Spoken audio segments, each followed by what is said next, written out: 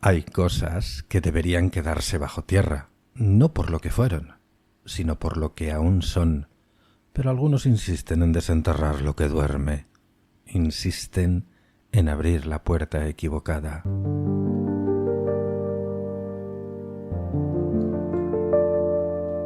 Bienvenidos a Palabras Paganas, historias que bailan, páginas que hablan. Sumérgete en mundos de tinta y papel, donde cada palabra tiene sabor a miel.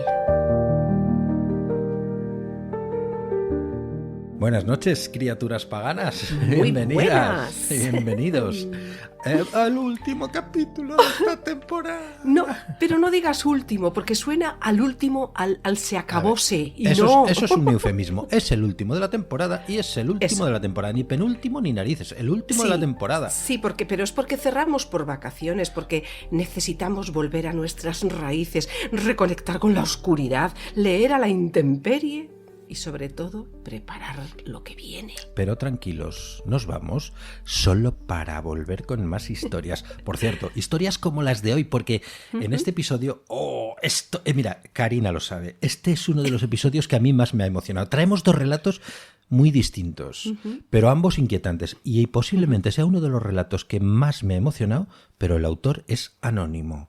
Sí, pero ¿sabes por qué te ha emocionado tanto, Santi? Porque sabes que uno de estos relatos, que nos lo ha enviado un oyente anónimo, como tú bien dices, os juro y os perjuro que está basado en hechos reales. No vamos a decir el nombre, pero vamos a decir su alias. Tali. ¡Hala, venga! El relato es El guardián de los pecados. Tali. Os va a encantar. A ver, no tiene nada que ver, pero un primo de mi padre se llamaba Tali o le llamaban No, pero Tali. este no es el primo de tu padre, Santiago. No le veo yo al primo de mi padre, un señor mayor que creo que ya incluso falleció, el pobre hombre. Dios le tenga en su gloria, mejor dicho, la providencia le tenga en su gloria, o Cthulhu le tenga en su gloria. Gracias, Tali, en serio ya. Y gracias también por, pues permitirnos hacer lo que más nos gusta, darle vida a lo que parecía dormido. Que ese sea el espíritu de este podcast. Y aprovechamos, Santi, para decirle a nuestro queridísimo público que si tienes como tal y una historia que arde por salir de la oscuridad, que nos la envíes, que nosotros la vamos a vestir con nuestros efectos, sonidos, palabras y demás, y le vamos a dar vida. No te cortes, escríbenos.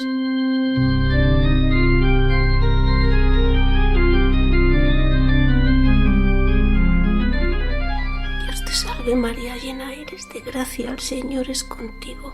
Bendita tú eres entre todas las mujeres y bendito es el fruto de tu vientre. Un profundo sueño terminó de quebrar la voz de la niña y se durmió profundamente sin terminar la última oración. Los pasos se arrastraron por el pasillo de madera crujiente. Lo hacían de nuevo, una noche más. Siempre los mismos, siempre a la misma hora. El reloj del salón marcó las 12 y las campanas del carillón sonaron más huecas que nunca. Crujió el tablón del suelo más cercano a la cama de la niña e hizo que ésta se despertara con el chirrido que le heló la sangre. ¿Has rezado? La voz cavernosa de la anciana cortaba el silencio como una hoja oxidada muy cerca de su rostro. La niña, incorporada en la cama, con los ojos hinchados por el sueño y el corazón latiendo como un tambor tocando a arrebato, balbuceó su respuesta. Creo que sí, abuela, pero no me acuerdo si he terminado. Temió mentir la niña sin recordar sus últimas palabras, justo las pronunciadas antes de ser vencida por el sueño. Creo que sí. Las palabras salieron entrecortadas, temerosas. La anciana se había acercado a la cama invadiendo el espacio vital de la niña, con pasos que parecían arrastrar cadenas invisibles. Su figura encorvada se cernía sobre la cama, proyectando sobre ella la sombra de la lámpara de pie. Por un momento, a la pequeña le pareció que la sombra tenía vida propia, que actuaba de forma independiente al cuerpo de la anciana como si hubiera cobrado vida propia.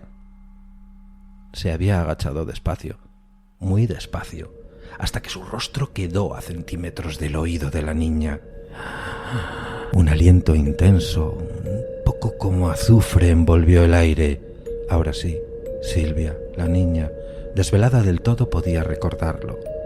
Entre aquellas arrugas profundas como grietas en tierra seca, brillaron unos ojos ínfimos, muy pequeños, con el cristalino perdido en la oscuridad de las cuencas de aquellos ojos ancianos. Vas a ir al infierno, Susurró con voz que parecía venir de las profundidades de la tierra. Mientras la cabeza de la anciana se separaba del oído de la niña, ésta pudo distinguir entre las arrugas aquella mirada abierta, sus ojos ínfimos que se alejaban hacia la oscuridad, pero antes de que la figura de la anciana se diluyera en ella, en la frente de la vieja, entre la piel fruncida, la niña creyó distinguir un punto negro, como una señal del abismo, como la maldad que trataba de escapar de aquel cuenco pequeño, arrugado, coronado por unas sienes nevadas y un moño enhiesto y ceniciento. Noche tras noche se repetía el mismo rito macabro. La anciana se incorporaba de su cama cuando la niña creía dormir. Hacía crujir las tablas de madera acercándose al lecho de la pequeña y siempre la misma pregunta, siempre la misma amenaza susurrada al oído. vas a ir al infierno. Existe algo profundamente perverso en la mecánica de la culpa inducida.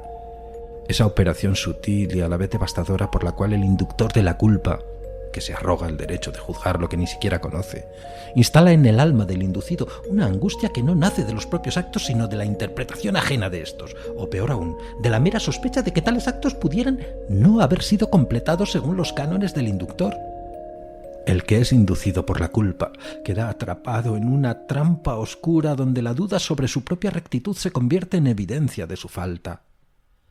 El olvido natural de una niña que sucumbe al sueño se transforma, bajo la mirada inquisidora del inductor, en pecado mortal y castigo eterno entre las llamas del Averno. Creo que he terminado de rezar. Creo que sí. He rezado.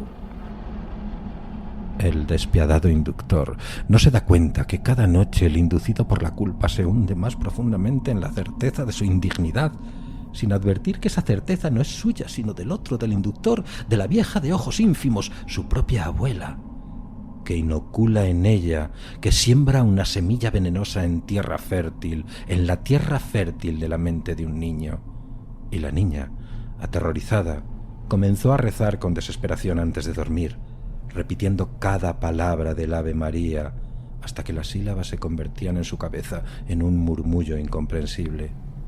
Pero el miedo la traicionaba y no le permitía recordar sus vigilias. Solo se sabía vencida por el sueño antes de que cada noche la anciana se levantara, hiciera crujir la madera con sus pasos eternos y se acercara. La del cuerno. Había escuchado murmurar a las mujeres del pueblo cuando pasó un día por la plaza. La vieja del cuerno. Susurraban los niños en el colegio señalándole cuando la veían caminar por las calles empedradas. La pequeña no entendía por qué todos se referían así a su abuela. No comprendía esas palabras que se murmuran a sus espaldas como una letanía siniestra. Para ella solo era la anciana terrible que la visitaba cada noche, la guardiana de sus oraciones incompletas, la portadora de pesadillas. ¿Has rezado? Los meses pasaron como hojas secas arrastradas por viento helado. El punto oscuro y arrugado en la frente de la anciana parecía crecer cada noche, volviéndose más definido, más real. La niña comenzó a obsesionarse con esa marca, con esa señal que parecía pulsar con vida propia en medio de la piel arrugada. ¿Has rezado? Una noche de octubre, cuando las primeras lluvias azotaban los cristales de la ventana y el viento ululaba por sus intersticios, la anciana llegó más tarde que de costumbre. La niña apenas vivía una vigilia inducida por el paso de las horas. Sus pasos sonaron diferentes, más pesados, como si cargara con el peso de todos los pecados del mundo. ¿Has rezado? Preguntó como siempre. Sí, abuela, creo que sí. Se mostraba segura para evitar la amenaza. Estoy segura de que sí. Concluyó. Pero esta vez fue diferente. Cuando la anciana se acercó y acercó su rostro hacia el oído de la niña, algo había cambiado. El punto negro ya no era una marca. No solo era una marca. Cuando separó su cabeza después de susurrar las palabras de siempre: Vas a ir al infierno. La pequeña pudo distinguirlo a la perfección. 5 centímetros de cuerno brotando del centro de la frente, pardo como una noche oscura, arrugado como los pliegues del tiempo y afilado como la punta de una daga. La niña se quedó inmóvil, con los ojos abiertos como platos, viendo por fin la verdad que había estado frente a ella durante tanto tiempo. No sabía si el cuerno brillaba con luz propia siniestra o era su propio miedo el que no le dejaba mirar a otro punto y advirtiese el destello. Y por primera vez comprendió lo que todos en el pueblo susurraban, por qué susurraban esas palabras cuando hablaban de su abuela. Una sonrisa se dibujó en los labios fruncidos de la anciana, una mueca mortal como la de un guardián del Averno, como la del ser encargado de vigilar que todos y cada uno de los niños de la tierra concluyeran sus oraciones. Su sonrisa era la de un guardián y la de un cancerbero humano. Era la sonrisa de algo que había dejado de ser humano hacía mucho tiempo, algo que había crecido y se había transformado en las noches de vigilia, alimentándose del terror de los niños que no terminaban sus oraciones. De todas formas, vas a ir al infierno, susurró la anciana del cuerno, y su voz sonó como el eco de 1000 voces perdidas en el abismo.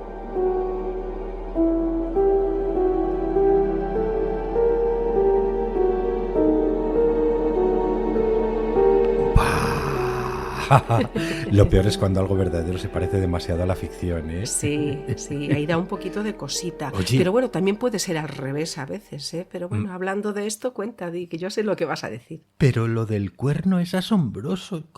¿Cómo la mente de una pequeña... Bueno, los comentarios prefiero dejarlos para que nos los coloquen en el episodio los oyentes. Eso. Ujú. Bueno, hay Es ficciones mejor.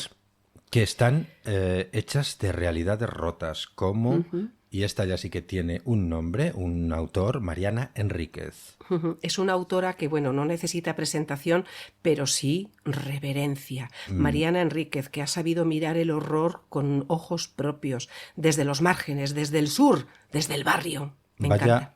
Vaya para ella mi reverencia, pero en nada como la de la semana pasada. Jamás me rendiré a los pies de nadie con una reverencia como la de la semana pasada. Sí, No quiero sin que seso. no quiero que mis sesos se desparramen por el suelo. Por cierto, fue Mariana, periodista de policiales, sucesos. Caminó calles de tierra, entró en casas en penumbra, escuchó a madres, a vecinas, a gente común decir cosas que nadie quiere escribir, y de ahí, bueno, salieron historias como esta. Sí, El desentierro de Angelita se titula. Es un relato que es que hiere, porque parece imposible, pero es totalmente verosímil, o sea, demasiado creíble. Demasiado. Como ella mismo dijo una vez, Sí. el terror no está en los monstruos, está en lo que somos capaces de hacer.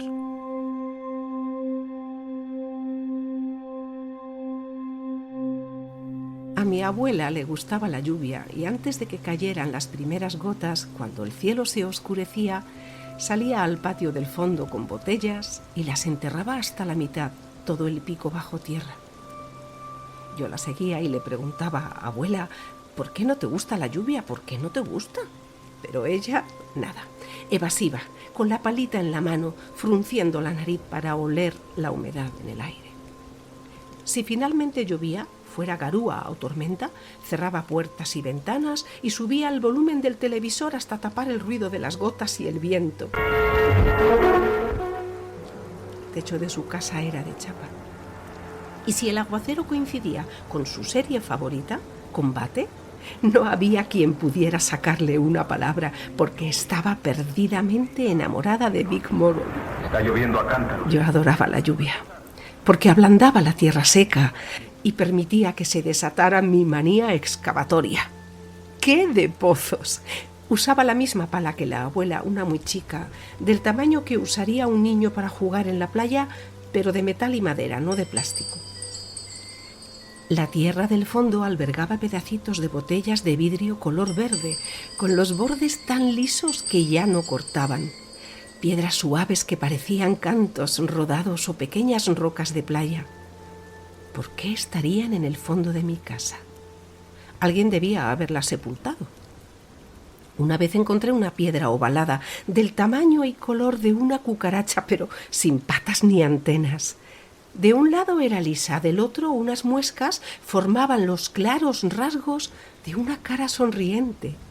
Se la mostré a mi papá, enloquecida, porque creía encontrarme ante una reliquia, y me dijo que las marcas formaban un rostro de casualidad. Mi papá nunca se entusiasmaba. También encontré dados negros con los puntos blancos ya casi invisibles. Encontré restos de vidrios esmerilados verde, manzana y turquesa. Mi abuela se acordó de que habían sido parte de una puerta vieja. También jugaba con lombrices y las cortaba en pedacitos bien chiquitos. No me divertía ver el cuerpo dividido, retorciéndose un poco para al final seguir adelante. Me parecía que si picaba bien a la lombriz, como a una cebolla, sin dejar contacto alguno entre los anillos, no iba a poder reconstruirse. Nunca me gustaron los bichos. Encontré los huesos después de una tormenta que convirtió al cuadrado de tierra del fondo en una piscina de barro.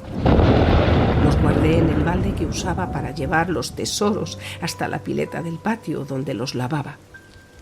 Se los mostré a papá. Dijo que eran huesos de pollo, o a lo mejor de bifes de lomo, o de alguna mascota muerta que debían haber enterrado hacía mucho, perros o gatos. Insistía con lo de los pollos porque antes, en el fondo, cuando él era chico, mi abuelo tenía un gallinero. Parecía una explicación posible hasta que mi abuela se enteró de los huesitos y empezó a arrancarse los pelos y a gritar. ¡La Angelita! ¡La Angelita! Pero el escándalo no duró mucho bajo la mirada de papá. Él admitía las supersticiones, así las llamaba, de la abuela, siempre y cuando no se desbordara. Ella le conocía el gesto de desaprobación y se tranquilizó a la fuerza. Me pidió los huesitos y se los di. Después me pidió que me fuera a la habitación a dormir. Yo me enojé un poco porque no entendía la causa de la penitencia. Pero más tarde, esa misma noche, me llamó y me contó todo. Era la hermana, la número 10 u 11. Mi abuela no estaba demasiado segura. En aquel entonces no se les prestaba tanta atención a los chicos. Se había muerto a los pocos meses de nacida, entre fiebres y diarrea. Como era Angelita, la sentaron sobre una mesa adornada con flores, envuelta en un trapo rosa, apoyada en un almohadón. Le hicieron alitas de cartón para que subiera al cielo más rápido y no le llenaron la boca de pétalos de flores rojas porque a la mamá, mi bisabuela, le impresionaba, le parecía sangre. Hubo baile y canto toda la noche y hasta hubo que echar a un tío borracho y reanimar a mi bisabuela que se desmayó por el llanto y el calor. Una rezadora india cantó trisagios y lo único que les cobró fue unas empanadas. ¿Eso fue acá, abuela? No, en Saladina, en Santiago. Hacía un calor. ¿Entonces no son los huesos de la nena? ¿Si se murió allá? Sí que son. Yo me los traje cuando vinimos para acá. No la quise dejar porque lloraba todas las noches, pobrecita. Si lloraba con nosotros cerquita en la casa, lo que iba a llorar sola, abandonada. Así que me la traje. Ya era huesitos nomás. La puse en una bolsa y la enterré acá en los fondos. Ni tu abuelo lo sabía, ni tu bisabuela, nadie. Es que nomás yo la escuchaba llorar. Tu bisabuelo también, pero se hacía el tonto. ¿Y acá lloró la nena? Cuando llueve, no más. Después le pregunté a mi papá si la historia de la nena Angelita era cierta, y él dijo que la abuela ya estaba muy grande y desvariaba. Muy convencido no parecía, o a lo mejor le resultaba incómoda la conversación. Después la abuela se murió, la casa se vendió, yo me fui a vivir sola sin marido ni hijos, mi papá se quedó con un departamento de Valvanera y me olvidé de la Angelita. Hasta que apareció al lado de la cama, en mi departamento, 10 años después, llorando una noche de tormenta. La Angelita no parece un fantasma, ni flota, ni está pálida, ni lleva vestido blanco. Está a medio pudrir y no habla. La primera vez que apareció creí que soñaba y traté de despertarme de la pesadilla. Cuando no pude y empecé a entender que era real, grité, lloré y me tapé con las sábanas, los ojos cerrados fuerte y las manos tapando los oídos para no escucharla, porque en ese momento no sabía que era muda. Pero cuando salí de ahí abajo, unas cuantas horas después, la Angelita seguía ahí, con los restos de una manta vieja puesta sobre los hombros como un poncho. Señalaba con el dedo hacia afuera, hacia la ventana y la calle, y así me di cuenta de que era de día. Es raro ver un muerto de día. Le pregunté qué quería, pero como respuesta siguió señalando como en una película de terror. Me levanté y salí corriendo hacia la cocina a buscar los guantes que usaba para lavar los platos. La Angelita me siguió. Apenas una primera muestra de su personalidad demandante. No me amedrentó. Con los guantes puestos, la agarré del cogotito y apreté. No es muy coherente intentar ahorcar a un muerto, pero no se puede estar desesperado y ser razonable al mismo tiempo. No le provoqué ni una tos. Nada más yo quedé con restos de carne en descomposición entre los dedos enguantados y a ella le quedó la tráquea a la vista. Hasta ese momento no sabía que se trataba de Angelita, la hermana de mi abuela.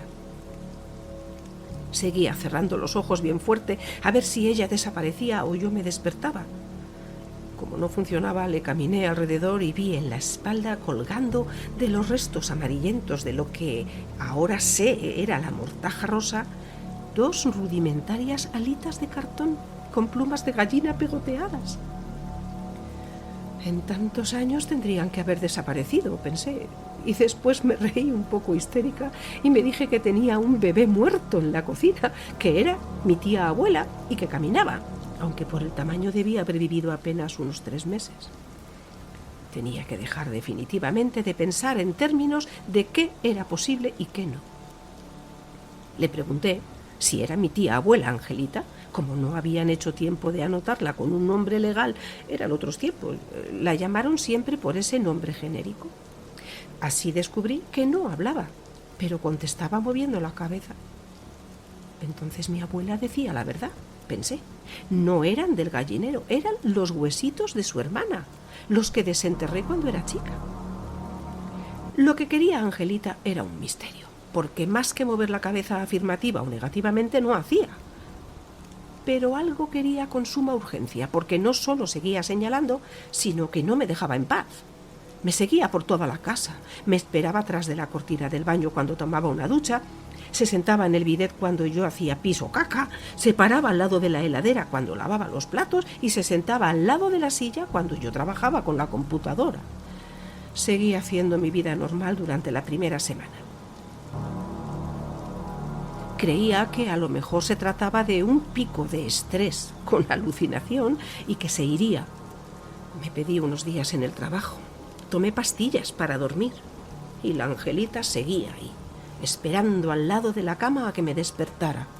Algunos amigos me visitaron. Al principio no quise atender los mensajes ni abrirles la puerta, pero para no preocuparlos más, accedí a verlos aduciendo agotamiento mental. Ellos comprendieron. Estuviste trabajando como una negra, me decían. Ninguno vio a la Angelita.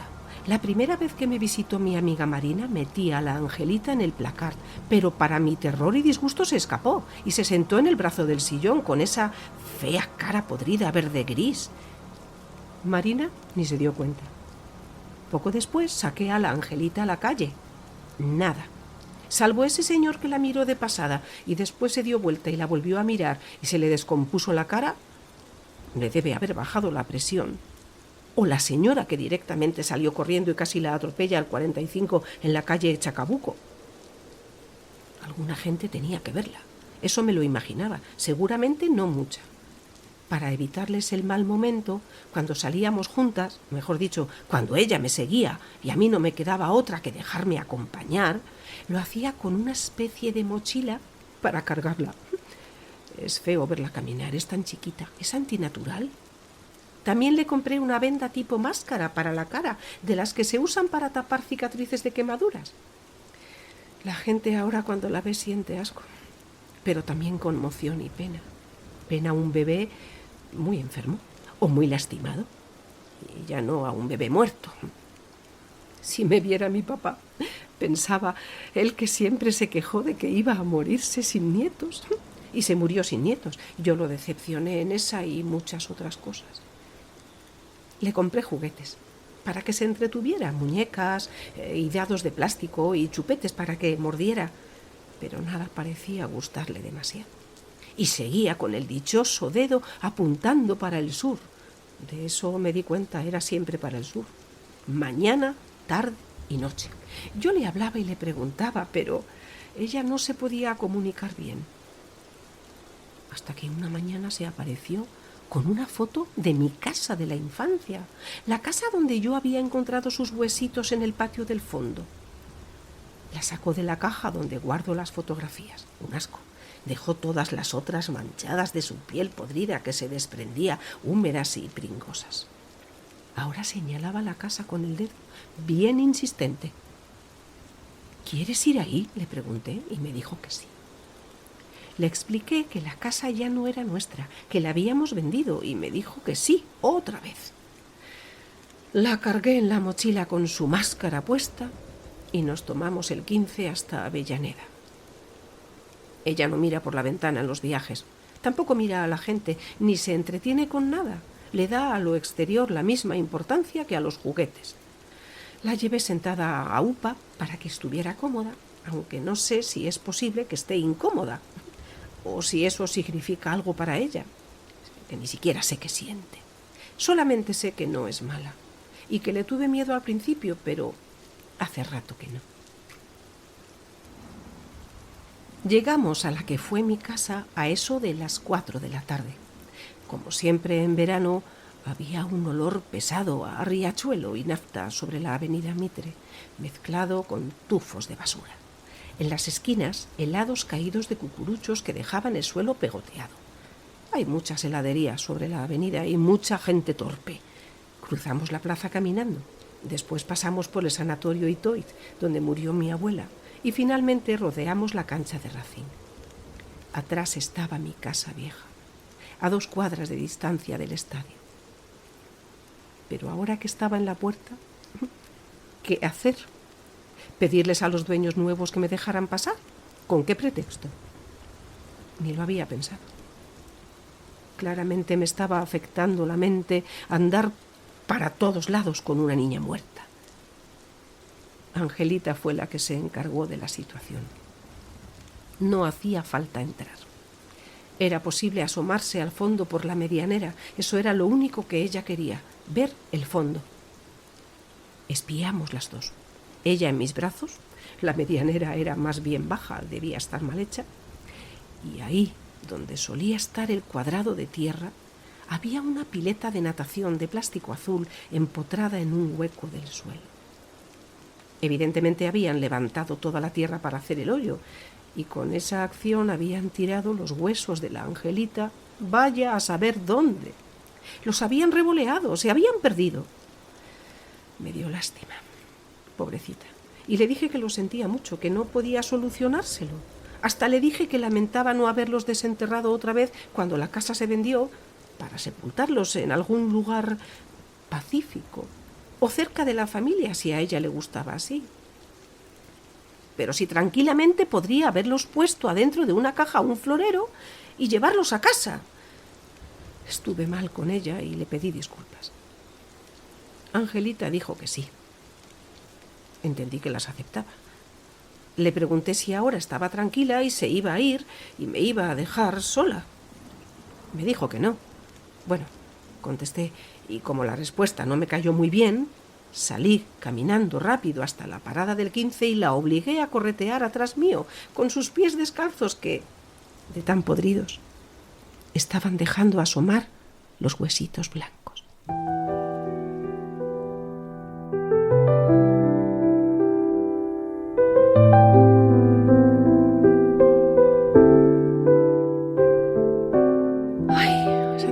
Nos vamos de vacaciones, cerramos ciclo, 24 episodios, cientos de minutos invocando voces, sombras, ficciones, verdades, mentiras y de todo. Da penina despedirse, aunque sepas que es un hasta luego. Bueno, pero hace falta, oye, vamos a coger sí, fuerza. Vacaciones, agosto, digan lo que digan, agosto es el mes de las vacaciones, sí. Ni julio, sí. Ni pollardas, a agosto. Ya, pero porque nos obligan, perdona, porque es que en agosto está todo. O sea, quiero decir, no pienses en hacer nada, digamos, a nivel burocrático. Nada existe. Por lo tanto, te obligan a cogerlas en agosto. Yo no las cogería en agosto. Nos vamos de vacaciones, pero no desconectamos del todo. Puedes escribirnos, enviarnos tus relatos, como hizo Tali. Prometemos leerlos, de verdad. Además, lo hacemos todos. Sí. Y si uno de ellos nos sacude por dentro, sí. Ya sabes, lo traeremos al mundo. Le daremos vida, por cierto. Vamos a tener muchos más escritores, alguno te sorprenderá la temporada que viene. Atento, porque van a estar con nosotros las principales plumas del terror mundial, así como lo oyes. Sí. Y nos vamos sobre todo súper contentos, satisfechos por esta primera temporada, fase, fascículo, y bueno, y muy agradecidos por vuestra escucha, porque nos compartís, porque nos escribís, pero queremos más, queremos mucho más. ¿A que sí, Santiago? Claro que sí, muchas gracias, descansad, que todos descanséis. Hasta pronto. Sí. Hasta pronto, chao.